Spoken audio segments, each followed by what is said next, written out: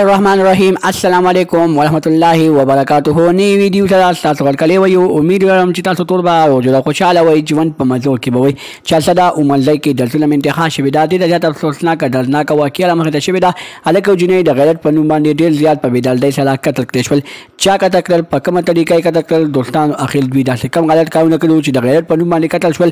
ټول معلومات در سره په دې ویډیو کې شریکوم. د نورو معلوماتي ویډیوګانو لپاره زموږ چینل سبسکرایب کړئ، د انتشار څخه مخه ووهئ چې زموږ هر یوه معلوماتي ویډیو تاسو ته په اسانۍ سره ملاویږي. دوستانو ډېره زیاته افسوسناکه دردناکه واقعه رامخته شوې وه، د ظلم انتها شوې وه. هلک او جنۍ د غیرت په نوم باندې ډېر زیات په بېدلدۍ سره قتل کړای شوي وو، چې بیا د هغوی لاشونه ډېر زیات په بد خاص ځای کې میلو شوي وو.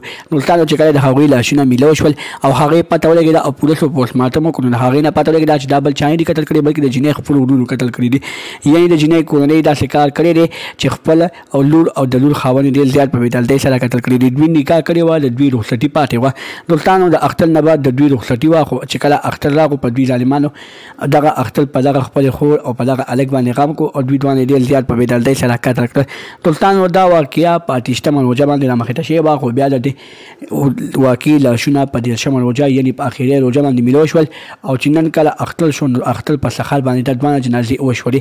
دوستانو اختر یو خوا خلکو خوشحالي مناوله او بل خوا خلکو خفګان مناوه. دوستانو چارسده عمرځای کې د ظلم انتها شوې ده. په چارسده عمرځای کې ډېر زیات خلک په سرو سترګو باندې جاري او وایي چې دوی دوانو سره ډېر زیات ظلم شوی دی. دوی دوانو خو نکاح کړې وه، د دوی هر څه جایز وکړو، دوی هر څه کړي دي، خو دوستانو دوی غلط کارونه نه دي کړي. دوی خالي یو بل سره ملاقات کړی دی او دغه ملاقات باندې دوی ډېر زیات په بېدلدۍ سره قتل کړی شوي دي. الله دې وکړي چې د دوی د شغالت الله قبول کړي. نور معلوماتي ویډیوګانو لپاره زموږ چینل سبسکرایب کړئ، د نشان څخه مخه ووهئ چې زموږ هر یوه معلوماتي ویډیو تاسو ته په اسانۍ سره ملاویږي. والسلام.